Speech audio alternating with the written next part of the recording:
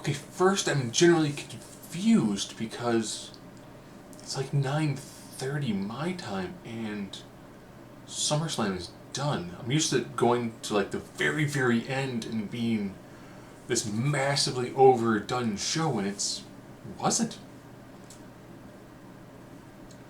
Made sense? You're right on this. So, we'll go by division. We begin with Natalya versus The Man in a submission match. I liked the brutality of the submissions in this. This really made me go, ooh. I want to see either of these two take on Shayna Baszler when she makes her main roster debut. This was a really well put together match.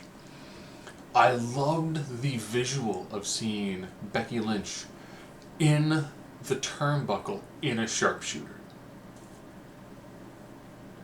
Was vicious, was violent, was brutal. It was weird seeing Natalya tap out to the disarmer, especially after we had seen so many variations of a sharpshooter. Seeing Natalya tap out as fast as she did. I was really hoping that we would have seen Becky Lynch be like, I've got you in the disarmer, and then have her like work the fingers. If she'd have channeled a little bit of Pete Dunne into that, and been just like, I got you. Like, you lock her with her arm like this, so she's got, in the bridge have like their forearm for part of the leverage. Reach out with her hands, and it's like, and just like crank on the fingers to really drive home the. No, if I take it up a notch, I'll take it up a notch, and I'll break your hand and your arm. I'll take your fingers and your arm as a trophy. But solid opener. I was like, this is good open. Crowd kind of booing Becky because they're like, boo, you're not from Canada. That's the match. I forgot, she's awesome. This is great. I'm going to cheer her. Yay, she beat Natalya. That is so boring. Oh, wait, she's from our town. Then we had Goldberg Ziggler, who was super kick. Why aren't you staying down for the spear? Jackhammer. Ugh. You suck. Matt Riddle was spear. Okay, I'm totally cool with we're gonna do a nice, good psychological, tentacle sort of match and squash. It's called a palate cleanser. Okay, I dug that. Other women's match. Bayley versus Ember Moon, which had an absolutely horrible build-up. Effectively the same build-up as Charlotte, where it was, the random person you didn't think would become number 10 becomes number contender, and then kind of goes pseudo-heel. Nice back and forth. It showed a lot of the athleticism and the raw power of Ember Moon. I suppose Ember Moon take on Naomi, because then you have probably your two most athletically gifted athletes together in the same match. And be like, here's 15 minutes, go down. Conventional moves didn't work. Bayley had to, have a Ember Moon stumble during the Eclipse. Top rope belly to belly. I'm fine with that. Worked well. Kind of the whole, hey, put up a good effort. I watched both women's matches kind of going, this is again where someone goes, Sasha's coming back. No? Okay. Then we had our other Legends match. Trish and Charlotte. I am really glad we never got to see Trish and Alexa Bliss. While Trish did very well for someone who has not really had a match in over a decade, you very much could tell that Charlotte had to physically carry her through certain moves. That having been said, there was a Stratosphere was her kind of Hurricane Rana takedown. Having Charlotte having to move her legs in position and then the core strength. Is the top rope power bomb? No reverse into it. Looked good. Looked very good. Seeing her try to beat Charlotte with the figure 8. I like that too. That's good. That's good. They put out some good moments in this match. Early part, you could tell that Trish was like, I'm trying these moves I used to do. Really, I haven't done these in such a long time. I really can't do them. Charlotte's like, it's okay. I'll carry you through this move and move with it. With Charlotte getting the victory by figure 8. Match was longer than I thought it would be, and was a very good match. My expectations were this should be an okay match, but Trish pulled out a lot when it came to here's you get the crowd invested. Plus, in your own hometown, you haven't wrestled in a long time, crowd was fully invested in her. Worked. Does she do a few more matches? Sure. I think if she can stay in good ring shape, there's always multi-women matches. You know, if they need to pop a WrestleMania crowd, she will work in like a women's battle royal versus Royal Rumble. I mean, there's just a few spots you can put her in where hit some signature moves, pop the crowd, leave. That's her final match. You know what? She went out incredibly well. Not as well as last time we she left champion, but still incredibly well. Women's tag belts were defended on the pre-show. They retained. Tag title, which is fine. I think we're going into Night of Champions, so if you don't defend all of your titles, then Night of Champions becomes special because you'll defend all of your titles. I already talked about Goldberg. We'll go with the other non-title matches. Shane McMahon versus Kevin Owens. Special guest ring enforcer, Elias. I really loved the Elias getting Kevin's face outside the ring. What did he do? Ref. 8, 9, roll in the ring. Shane, dang it! Almost had my count out.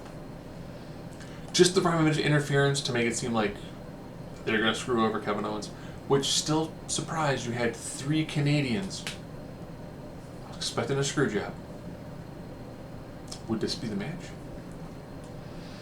No, they had a ref bump, which then led to Kevin Owens getting a chair and pretty much killing Elias, going to nail Shane towards the end of the match. I did like when they put the chair in earlier. And Kevin Owens looked at Shane, and Shane just went, right here, nail me with that chair.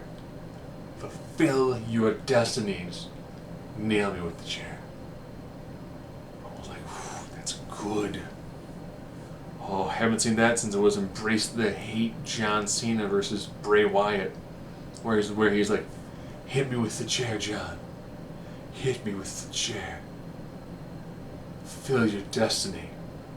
And rule the universe at my side. It didn't happen. This time Kevin was like, I'm really, let's wrap this chair around your head, unprotected chair shot. No.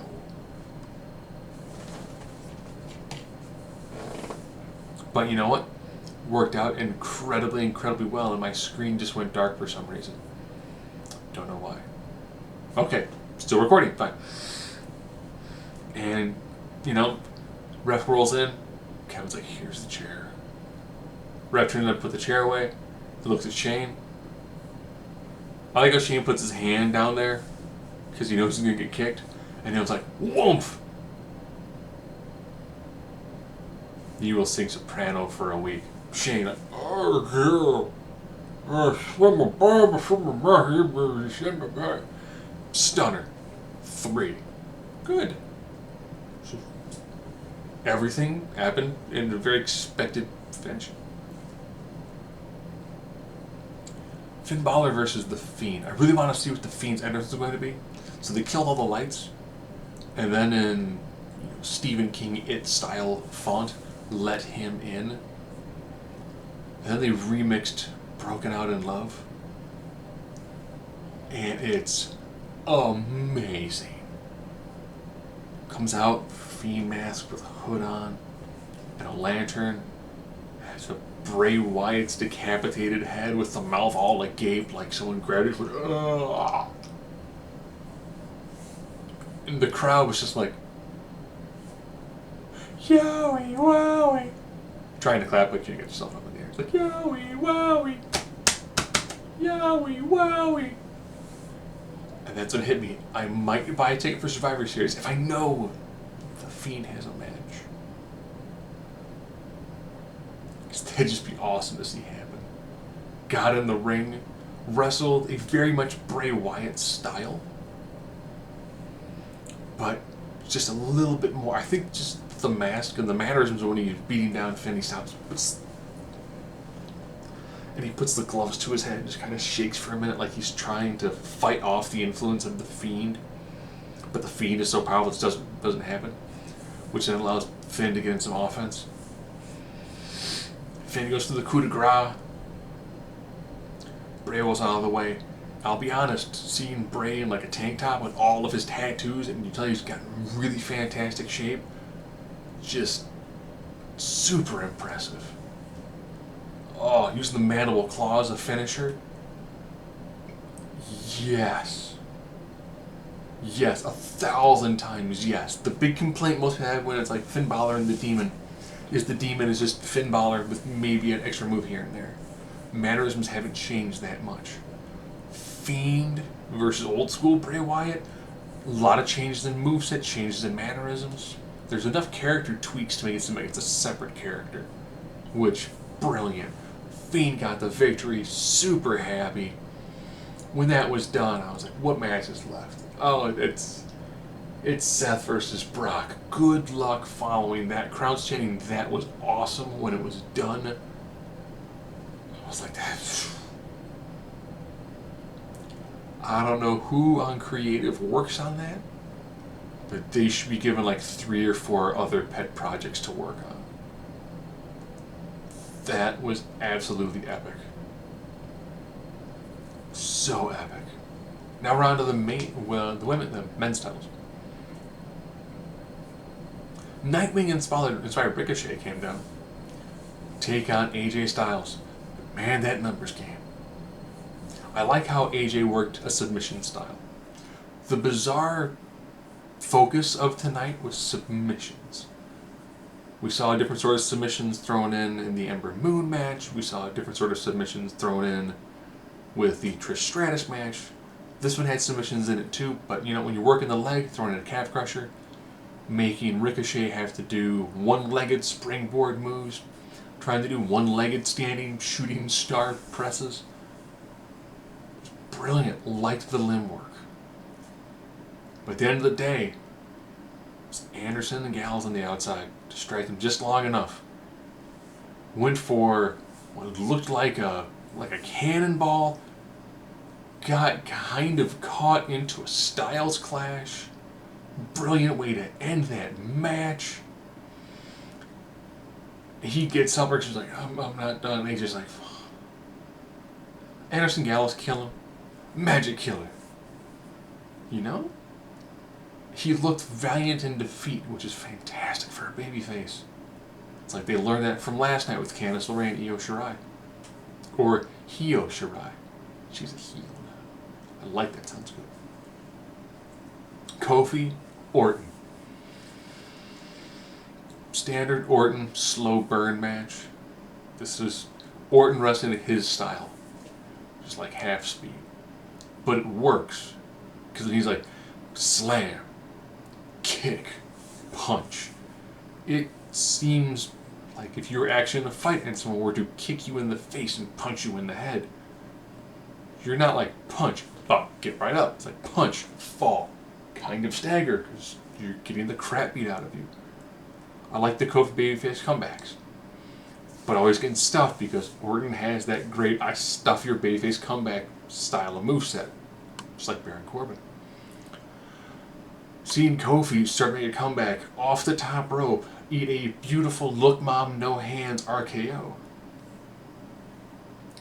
The shot of Orton laying on the canvas, big grin on his face like, I did it.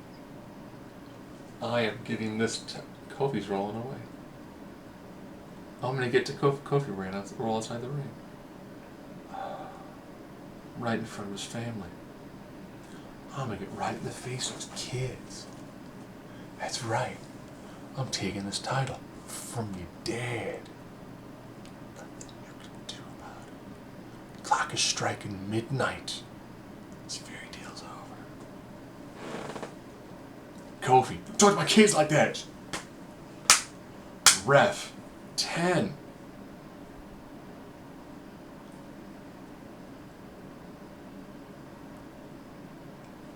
I am okay with this. I am okay with two people having that much hatred that they ignore the referee's 10 count. That is a good story-driven match. The match itself was done very good. You can tell that they've got some more in the tank with this match, which I'm fine with them kind of dragging it out a little more. Not a champions? Do it. I like where they're going with this. It also doesn't do to build another contender for Kofi in the background. But great match, told a good story, and it works well enough with, no definitive ending. Two guys hate each other, they just brawl outside the ring. Cool. That works incredibly well. Seth Rollins, Brock Lesnar. It was Seth hitting all his high-profile moves, lots of frog splashes, lots of working the diverticulitis, lots of stomps, lots of reversals, a lot of different moves. Brock went for the standard Brock stuff, and Seth was able to get his way out of a lot of it. I still want to see a Phoenix splash. I'm thinking if they want to do, Seth's pulling out all the stops. Frogs look great. Phoenix looks better. Have him throw out another move. Like he's going to beat Brock, and he's going to throw out every single thing. Even though he almost never does. Just to beat Brock, and he did. And then it ended with Seth. I'm like, alright, is there a... No, that's it. That's it. 9:30, we're done. Oh. Cool. This had a lot of matches, had a good flow to it, moved nicely. This was a very well done pay-per-view. If the E can figure out and go, okay, who booked this event? Okay, who did some of the stories for that? This was really good. We should figure out how to do these more often. All hands to center. Whoa, WWE. 2 solid nights of WWE Universe Professional Wrestling. Who would have thought we would see it again?